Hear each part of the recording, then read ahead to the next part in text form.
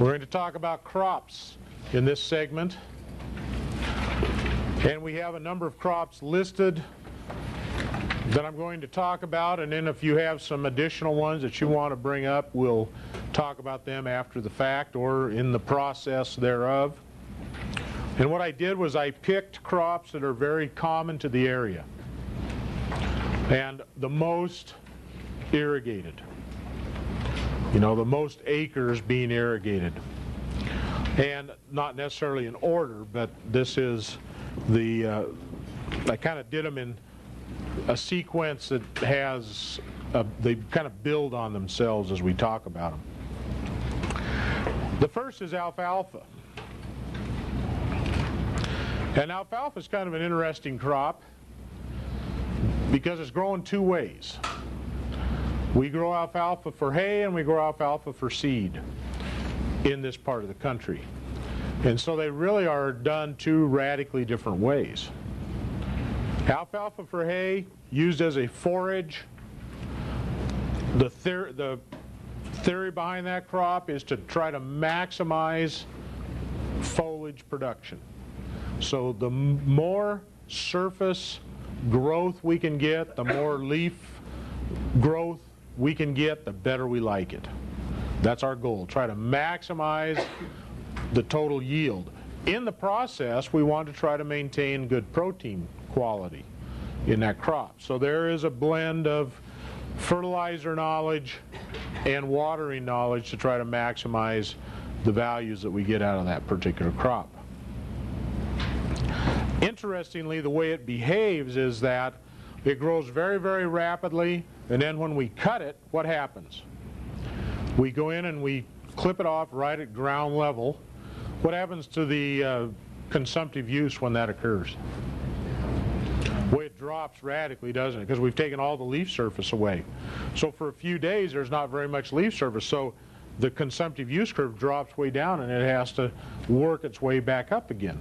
So when we're looking at alfalfa,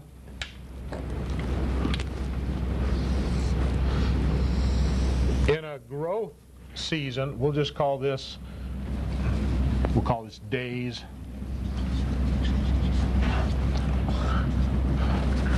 And over a year's time, and this will be the CU on this axis, alfalfa has this kind of a characteristic for water demand. It's going to start over here. This will be the spring, and this will be the fall. And so it's going to start out here, very low consumptive use, and it'll grow, and then we harvest. We swath. Instant shutdown. Well, we still have evaporation, and there's a few little spindly leaves left down there. You know, we'll clip it that close to the ground, and it starts that process all over again. And it maximizes up, we cut it again. And we might do that 3 or 4 times throughout the year. And then at the end of the season, it just kind of works its way out. It depends on where we're at and what the growing season is, whether we end up with 3 or 4 cuttings of hay in most of this part of the country, in the lower Columbia River Basin. Upper Columbia River Basin, it might be 2 or 3 cuttings.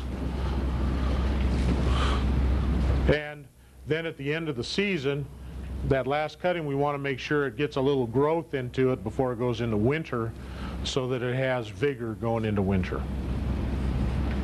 We don't want to necessarily cut it in November and hope that it's going to survive that poor plant. We just put in an awful lot of stress. So we don't want to, that last cutting is going to be sometime in October, early October usually. So you get this kind of a look for alfalfa hay.